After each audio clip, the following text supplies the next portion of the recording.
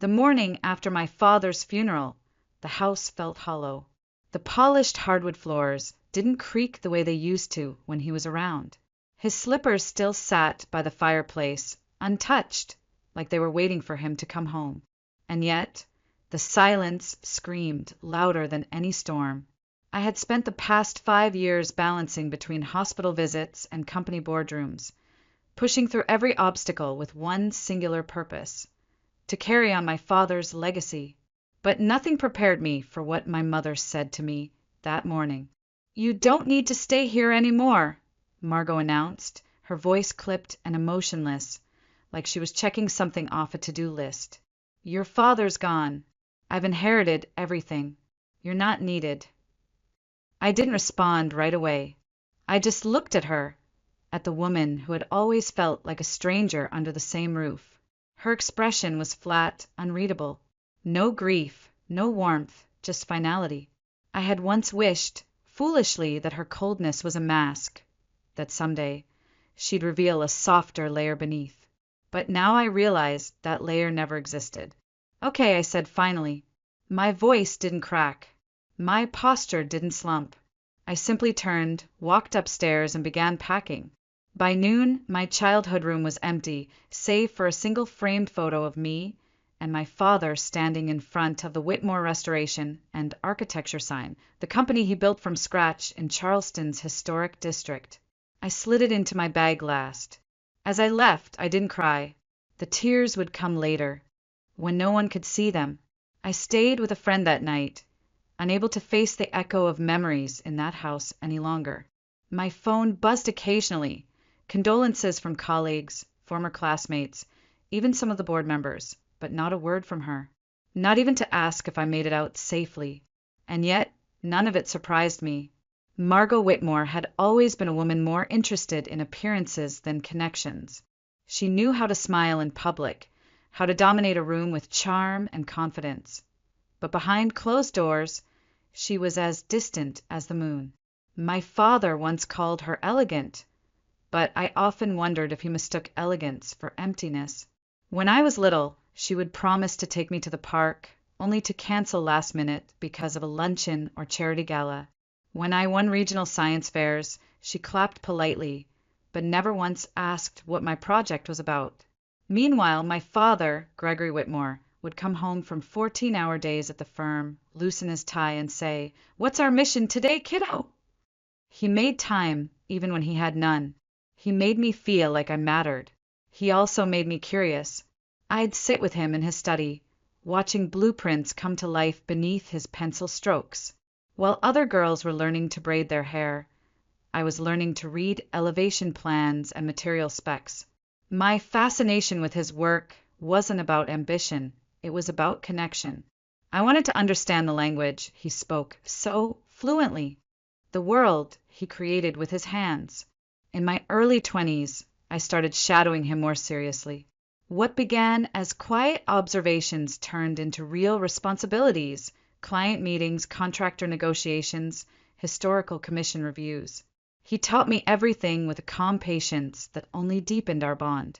But the more I grew into his world, the more the distance between me and my mother expanded.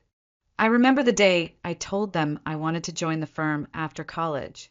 We were having dinner, grilled salmon, Margot's favorite, though she barely touched hers. "I've been thinking," I said, nervously twisting my napkin. "I want to work at Whitmore Restoration. I've been preparing. I want to follow your path." My father smiled, instantly warm, proud, but before he could respond, Margot laughed. Not cruelly, just dismissively. "Another one of your little phases, Lena." "It's not a phase," I said firmly. "This is what I want." She sighed, long and dramatic. "Darling, women in hard hats aren't exactly charming. Why not find a nice husband who can build something for you instead?" I stared at her, stunned. Not because she disagreed with me, but because she didn't even try to understand. It was like explaining architecture to someone who'd never walked through a building. There was a wall between us, when I no longer had the energy to scale. "I'll do it anyway," I said quietly. My father placed his hand over mine beneath the table. That one gesture meant more than 1,000 arguments. After graduation, I joined the firm officially. The work was hard. Preserving Charleston's heritage came with legal red tape, stubborn stakeholders, and endless nights hunched over zoning maps. But I loved it. And more importantly, I loved doing it with him.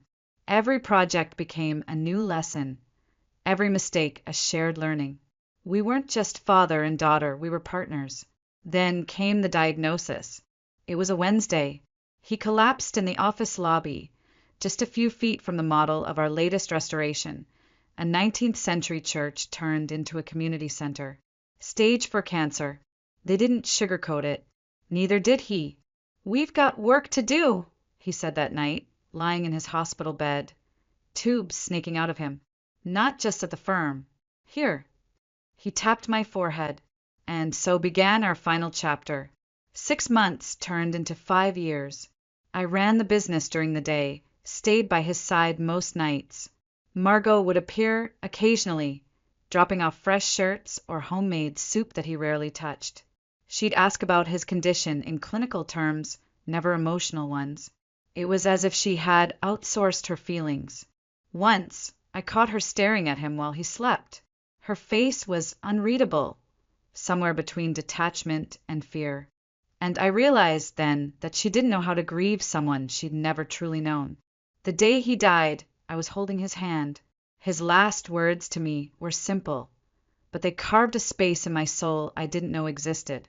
"You are everything I hoped for. Don't let them undo what we built." I whispered back, "I won't." But I didn't expect the undoing to begin so soon, nor that it would come from the one person I still called family. The funeral was quiet, dignified. His colleagues spoke, the mayor sent flowers, and our longest tenured employee cried during his eulogy. I handled the logistics, venue, catering, obituary, legal forms. Margot handled nothing, which is why when she told me I was no longer needed, that she had everything now, I didn't argue. I didn't explain. I just walked away. What she didn't know, what she could never imagine, was that my father had planned for this moment too. He always said, "Good architecture anticipates pressure points before the structure breaks." Turns out, so did his will. My father didn't just leave me a company. He left me a plan, a structure so precise, so deliberate that even in death he was still 10 steps ahead of everyone else, especially Margot. 3 months before he passed, we sat together in his study one last time. His hand trembled slightly as he slid a sealed envelope across the table. "If she turns on you," he said, his voice hoarse but steady, "use this. Only then." Inside was a USB drive and a short letter written in his unmistakable handwriting. "Margot doesn't understand the value of things she didn't build herself. She may never, but you do. You always have. I'm trusting you to protect what's worth keeping, even if that means protecting it from her."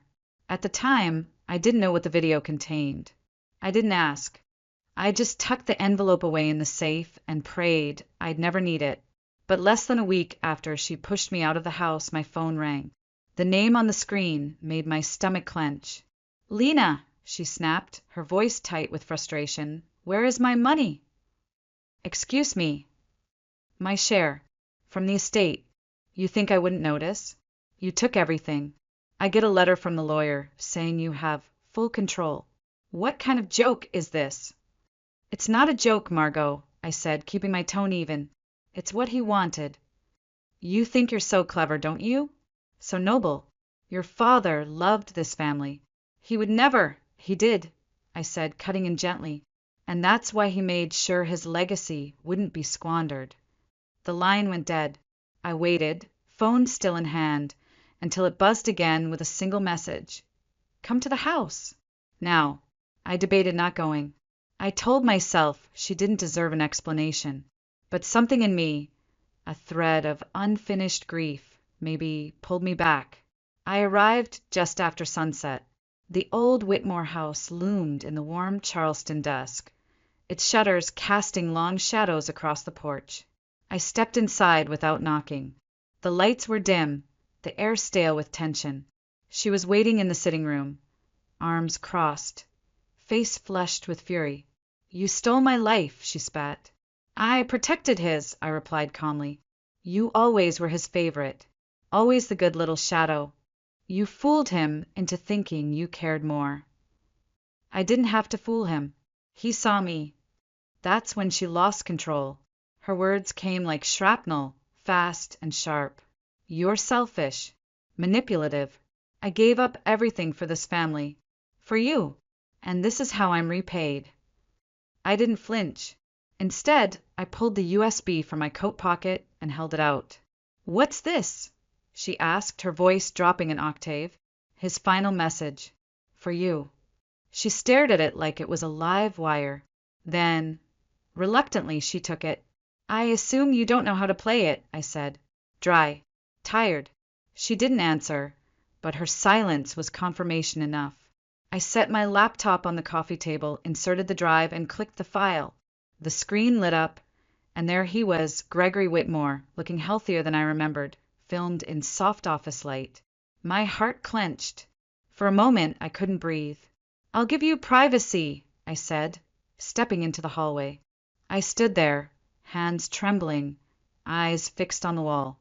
I could hear nothing but the low hum of the video, the occasional gasp from Margot, the muffled sound of a tissue being pulled from a box. Minutes passed, then silence. When I returned, she was sitting still, eyes red, cheeks wet. She didn't look at me. Are you okay? I asked quietly. She nodded. Barely. I understand now, she whispered. I'll honor what he said. From now on. Everything is in your hands. I nodded. There was nothing else to say. That night, as I drove home, her voice echoed in my mind. Not the harsh words from earlier, but the quiet ones at the end. There had been something else in her tone. Not just remorse. Something deeper. Wounded. Human. Weeks passed. No calls. No messages. I tried to let it go, to focus on work. But one afternoon, during a break between meetings, a strange feeling pulled at me. I drove to the old house just to check. No answer. The curtains were drawn. Lights off. I returned that evening. This time the porch light was on. She opened the door slowly, surprised. Sorry for showing up unannounced, I said. I came by earlier. Got worried. I was at work, she replied, brushing off the concern like it was dust. At work. I repeated. You mean?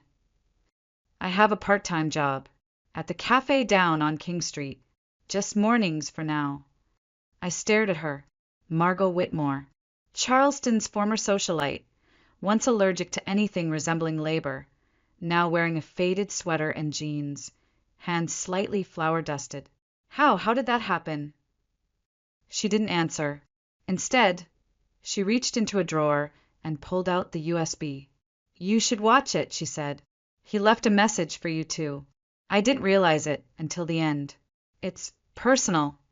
My hands trembled as I took the drive. Are you sure? She nodded. It's time. That night, I sat in my office, the one that used to belong to him.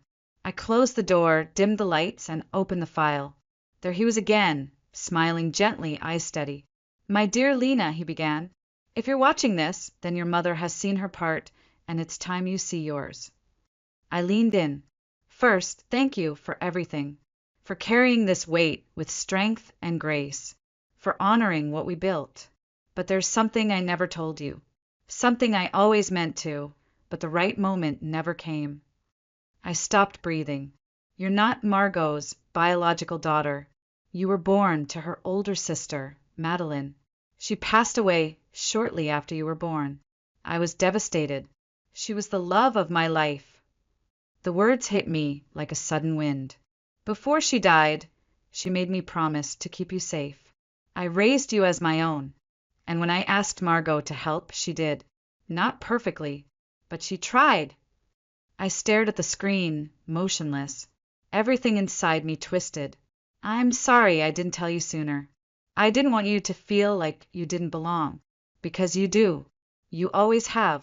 You are my daughter, Lena. In every way that matters. He paused, eyes glistening.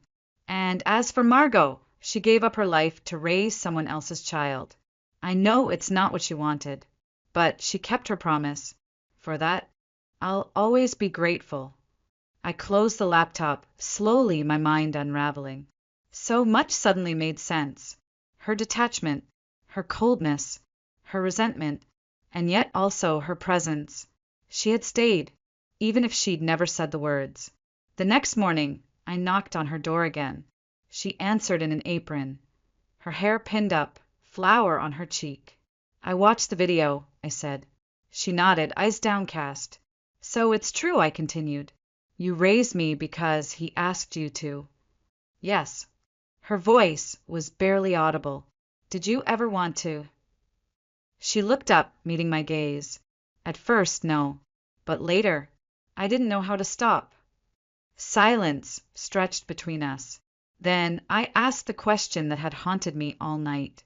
What happened to my real mother? She took a long breath. Madeline died giving birth to you. Gregory never got over it. He couldn't raise you alone. So he asked me to step in. And I did. Why didn't you tell me?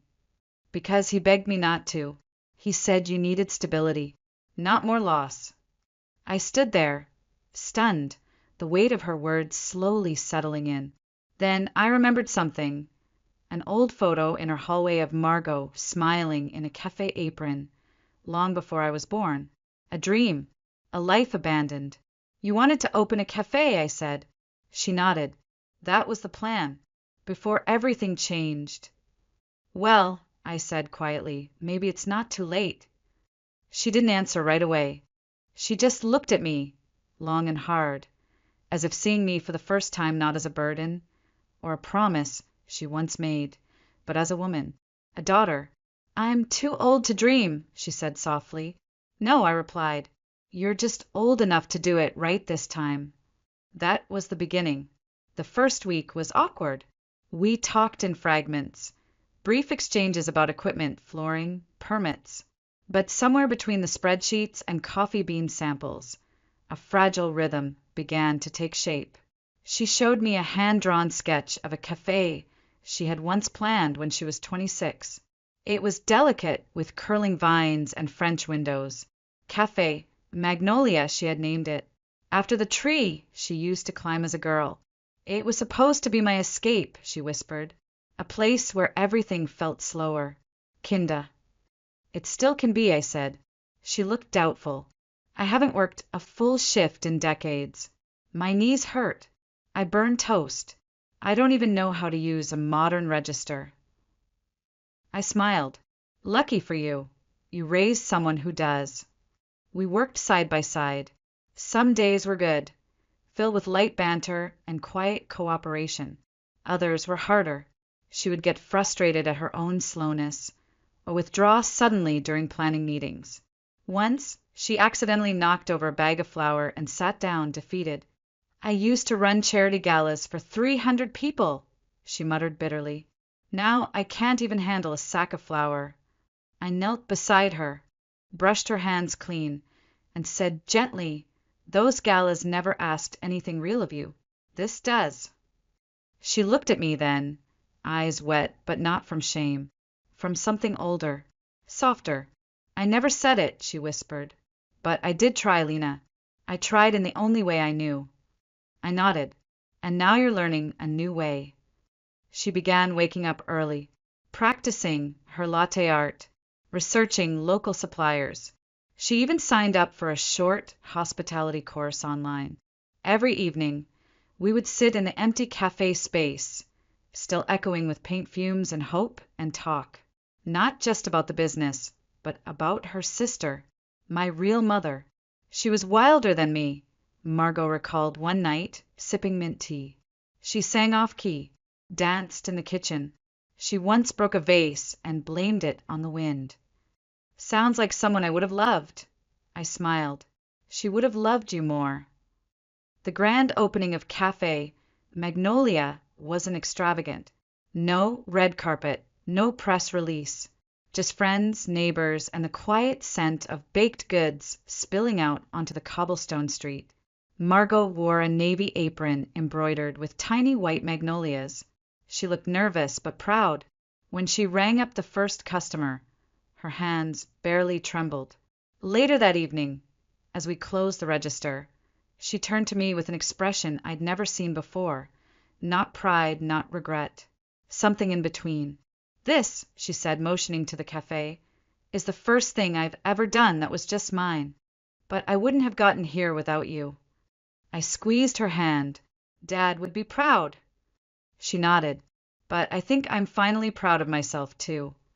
Over the next few months, something unexpected happened. We started acting like family. Not the kind in greeting cards or old sitcoms. A real one. Messy. Imperfect. Tender in its own way. She insisted on paying for her own groceries with her cafe income, refusing to dip into the inheritance. "I need to know I can stand on my own 2 feet," she said, and I let her. But I kept a quiet watch, just in case. One afternoon, while restocking the pastry shelf, she turned to me and asked, "Do you still think of this house as yours?"